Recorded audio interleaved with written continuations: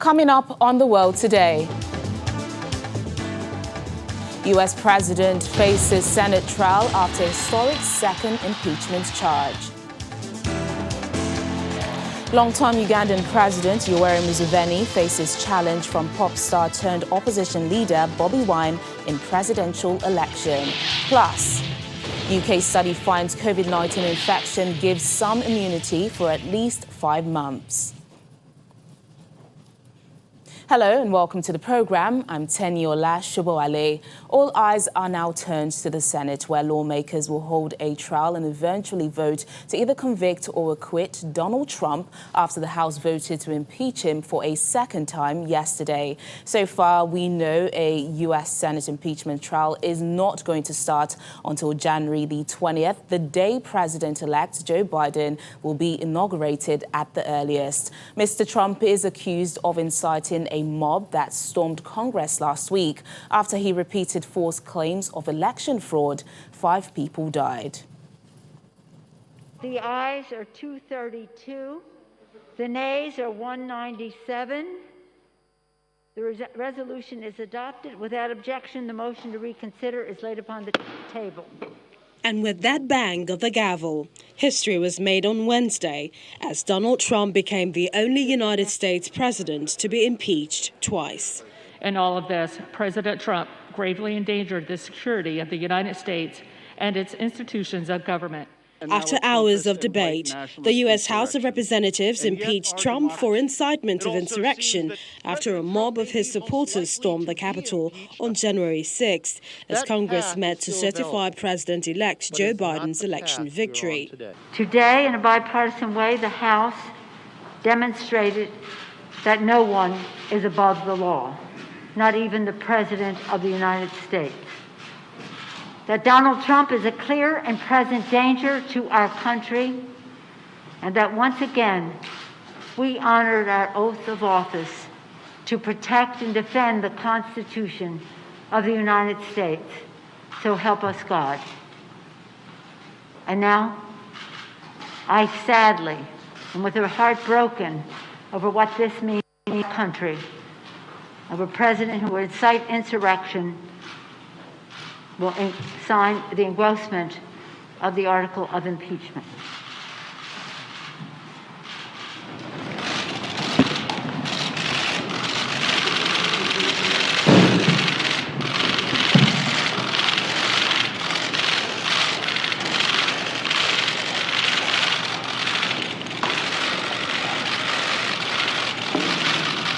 Mr. Trump was impeached by 232 to 197, with 10 Republicans siding with Democrats. The article now will go to the Senate for an impeachment trial. If Mr. Trump is convicted, senators could also vote to bar him from ever holding public office again. I'd like to begin by addressing the heinous attack on the United States Capitol. The Republican president has rejected responsibility for the violence. In a video released by the White House after the vote, he called on his supporters to remain peaceful without mentioning his impeachment. I want to be very clear. I unequivocally condemn the violence that we saw last week. Violence and vandalism have absolutely no place in our country and no place in our movement. Making America great again has always been about defending the rule of law, supporting the men and women of law enforcement, and upholding our nation's most sacred traditions and values. Mob violence goes against everything I believe in and everything our movement stands for. No true supporter of mine could ever endorse political violence. No true supporter of mine could ever disrespect law enforcement or our great American flag. No true supporter of mine could ever threaten or harass their fellow Americans. The riots at the Capitol on January 6 left 5 people dead and sent shockwaves across the U.S. and the world, spurring Democratic Party legislators to launch an impeachment push against Trump in his final days in the White House.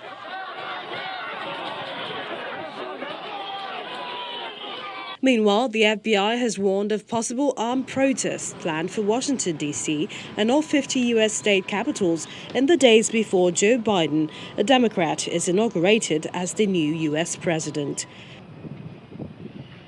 As many as 15,000 National Guard troops have been ordered to Washington to secure the city before Biden's inauguration, with new fencing and other security measures engulfing the U.S. Capitol area.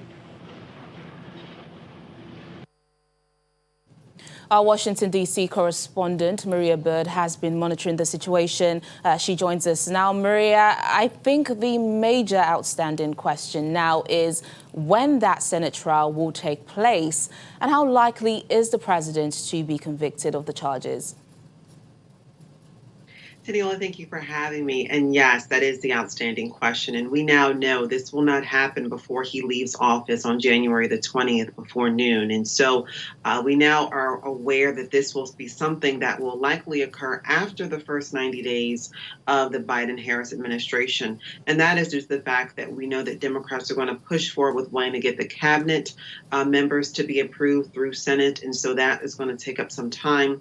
And then they will probably begin to discuss and voting on the impeachment trial for the president. And so this is something that, depending on what happens next, you will see Republicans in the Senate are obviously stalling because, yes, they are angered, and yes, they have now been impacted by those supporters of Trump that have now sieged and caused harm to individuals at the Capitol. But I think they're still trying to hold tight to party lines. But as you said, if he is impeached and the trial goes forth and it's voted on that he is actually impeached, this will not allow him to run again. And so that is what Republicans are going to be really thinking long and hard on. Those senators that are obviously supporters of the Republican Party, but maybe not so much supporters of President Trump, especially in the wake of what has happened over the last week. So that's what they will be spending the next couple of months really trying to decide hard on, is whether or not they are willing to risk potentially not impeaching him through the Senate trial, and then he could run again, or if the American democracy has been threatened to the point that they are willing to disbar him and not allow him to ever run again for the president of the U.S. Maria, we heard there not long ago President Trump's reaction kind of immediately after the vote, but he didn't mention anything about impeachment. But while most Republicans stayed loyal to President Trump, we had 10 out of them turn on the president yesterday. Has he said anything regarding that? You know, the president, as we all know, those type of discussions that would really make him look as if he's the one in the wrong are things that he stays away from. And so he obviously knows where they stand. We know that very senior Republicans like Liz Cheney really led the movement forward to change their minds on where they stood with the president's impeachment. And so those longtime Republicans, we know Senator McConnell has spoken out in regards to his dissatisfaction. And we know that his wife actually stepped down from being a cabinet member for the president. So we know some of these longstanding Republicans are not happy with what has occurred, and they are not happy with what's come out of the administration. And so we will see most likely that they will try to work with some of the freshman Republicans to let them know where the party stands and try to unite the party as a whole. And they will be watching President Trump not only in the next few days after, before he leaves office, but also after he leaves office to see what character he displays. And if that is anything that is representative of where he stands today, they will most likely be moving forward and trying to work with other Republicans to unite the party in a new direction. Yeah, Maria, a lot to look ahead to. With inauguration less than a week away, talk us through the security measures being put in place across the country amid warnings of armed protest. You know, the FBI is warning that there could be armed protests ahead of the inauguration day. You're exactly correct. There are definitely armed protests that have been planned. There were armed protests planned this week that we did not necessarily see come to fruition, but we know that on Inauguration Day, they're set to be protests heading toward the Capitol. It is very likely, even though they have not said anything as of yet officially, that most of Washington will be shut down. They will probably be very much monitoring the entryways through Maryland and Virginia into the city to ensure no one is entering the city with any armed weaponry that could then impact and obviously harm the many threats that have come against President-elect Biden and Vice President-elect Harris. And obviously, we know that Nancy Pelosi has also received threats. And so that is going to be of the utmost importance at this time.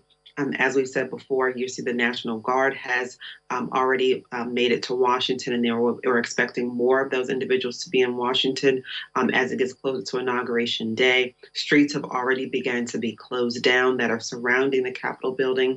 The public transportation system, the subway system has already begun to look at different stops that are near the Capitol that will not be accessible over the next couple of days. So there are a number of security measures being put in place, but the real question is, will this be enough? And are there any leads that the FBI is receiving that could lead to something that is more than what we're even expecting? Well, then, Maria, a lot to look forward to. Thank you so much for bringing us up to speed, and I'm sure we'll be speaking tomorrow for some more updates. Thank you for joining us. Thank you. Well, just a recap of what has been happening. President Trump is accused of inciting a mob that stormed Congress last week after he repeated false claims of election fraud. 5 people died in that riot. Well, he is the first president to be impeached twice in history. The president has stayed largely quiet about the impeachment, but in a video posted yesterday, he did condemn the violence that occurred last week. Let's take a quick listen to some of the stuff he said.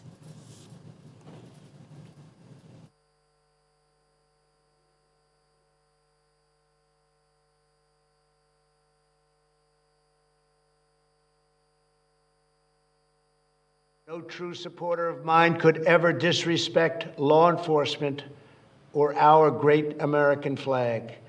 No true supporter of mine could ever threaten or harass their fellow Americans. If you do any of these things, you are not supporting our movement, you are attacking it, and you are attacking our country. We cannot tolerate it. Well, U.S. and international affairs analyst Calvin Dark joins us now from Washington, D.C. for more. Calvin, thank you so much for joining us on the program. How are you doing? Very well, thank you. Are you surprised by the outcome of yesterday's vote of impeachment? No, the outcome was pretty much certain just because for the impeachment to pass the House, they only needed a majority, and the Democrats have the majority. I guess the only thing that was keeping people in suspense would be how many Republicans joined in and voted for the impeachment in the House. And you know, you're seeing a lot about people saying, there were no Republicans in the House that supported the last impeachment of Donald Trump, and we had 10 this time. So maybe that's showing a break of support amongst Republicans for Donald Trump. But let's remember, that's 10 out of over 200. So it wasn't as if the Republicans are breaking with him in large numbers. So what do you see happening next? Do you think the Senate will be successful in holding a trial after President Trump's term ends? Yes, there will be a trial, just because I think constitutionally they have no choice once the article of impeachment has been sent over from the House. Now, what that'll look like, that remains to be seen.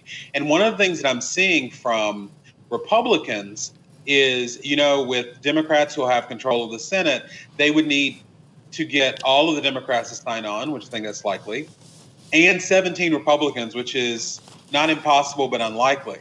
A lot of those Republicans who could be part of that moderate 17 are now saying that if it happens after Trump's out of office, which it will have to, that will seek to divide the country, even if he deserves impeachment and removal. So we'll see, but it looks doubtful that there will be any conviction in the Senate. All right, then, Calvin, big week next week. Thank you so much for joining us on The World Today. Thank you. Still to come on the program. World Health Organization team in Wuhan as China announces its first death in 8 months amid a surge in COVID-19 cases. More details in a moment. Stay with us. Thanks for staying with us on the program. Dutch Prime Minister Mark Rutte's cabinet is considering collectively resigning over a report that blamed the government for mismanagement of childcare subsidies that drove thousands of families to financial ruin.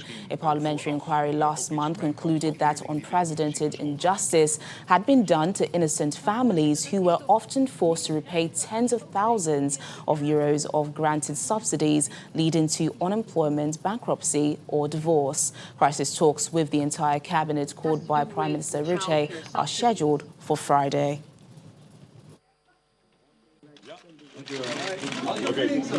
Rutte already said, I want you in the parliament, the opposition and the coalition to support me and to handle this together, this crisis, especially with the British virus coming up. And the parliament is really scared of that. So probably they will give him all the powers to manage the corona crisis in the coming months until the new government will be re-elected. And probably if you look at the polls, the citizens may give Rutte another mandate to continue and be the leader of the new government. So this is the strange situation. Rutte and even the Minister of Finance, Hoekstra, they're all involved in this scandal. But they tell the citizens, we have to move on, also support like enterprises, give money to those who need it now, and get through this together. They will probably manage this. Well, over in Italy, the coalition government of centrist Italian Prime Minister Giuseppe Conte is in chaos after former Prime Minister Matteo Renzi withdrew his tiny party from it. Mr. Renzi objects to Mr. Conte's plan for spending 209 billion euros of EU recovery funds, part of a huge EU aid package for the COVID-19 crisis. The withdrawal of Mr. Renzi's Italia Viva leaves Mr. Conte lacking a majority in the upper house, the Senate. A snap election is a possibility, but Mr. Renzi has very low ratings in polls. Vote counting is underway at some polling stations in Uganda's capital, Kampala. An increased presence of security force members was seen in about the last hour before polls closed at 1 p.m. local time. Lorries carrying soldiers drove through the city, while police and local defense units were also seen patrolling. In some areas, voting is continuing. Election regulations state that people in queue can vote after the official closing time. President Yoweri Museveni, who has been in power for 35 years, is seeking re-election. The 76-year-old faces 10 challenges, most notably Bobby Wine, the 38-year-old pop star turned politician.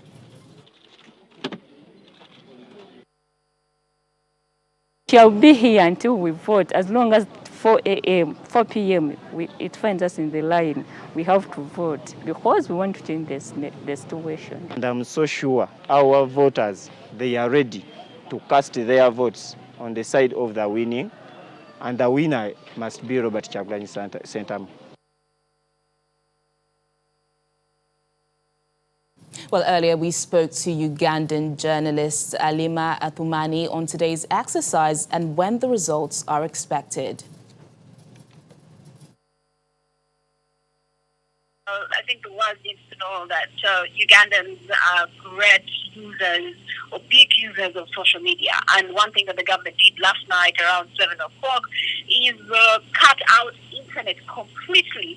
So right now, it doesn't matter whether you have the virtual private network or you have, whatever way you're trying to bypass the whatever systems that have been put in place, they literally just cut that out. So that has left Ugandans to a certain extent rather cold and cut out from the rest of the world.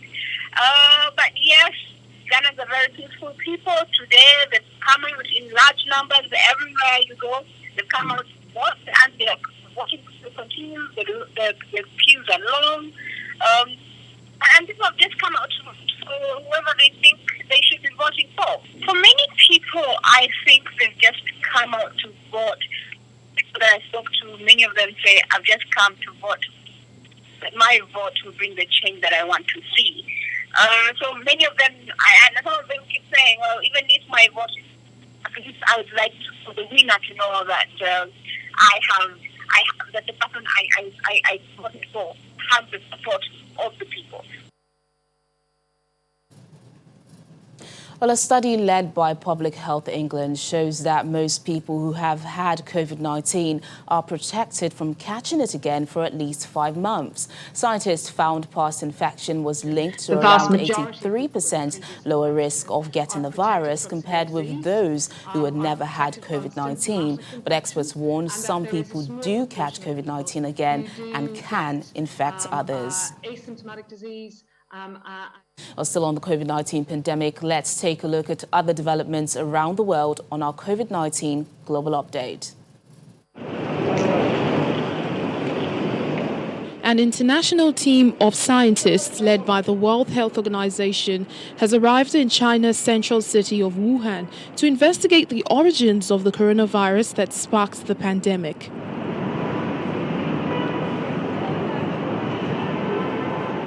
The team arrived as China recorded its first death in 8 months, battles a resurgence of cases in its northeast after managing for months to nearly stamp out domestic infections.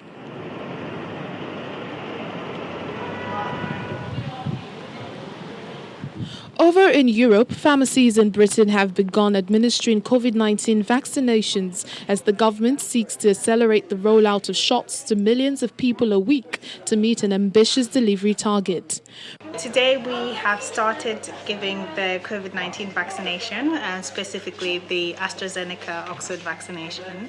And today is quite special because we are the first community pharmacy to do this, and hopefully in the future we're going to start seeing more pharmacies being able to do so. And so today we've had quite a few patients already. We started at 8 o'clock and we'll be finishing at 8 p.m. in the evening, and we'll be running this service for 7 days a week. And also we are hoping to vaccinate around 1,000 patients a week. Prime Minister Boris Johnson says the country is targeting a 24-hour, 7-day-a-week vaccination program as soon as possible as it seeks to inoculate 15 million people by mid-February. Then I have absolutely no doubt. Over in Russia, the head of the Sovereign Wealth Fund says the country will submit a formal application to the EU next month for approval of its Sputnik V coronavirus vaccine. And we will have about 9 more registrations we expect by the end of January. Russia, which has the world's 4th highest number of COVID-19 cases, plans to begin mass vaccinations next week.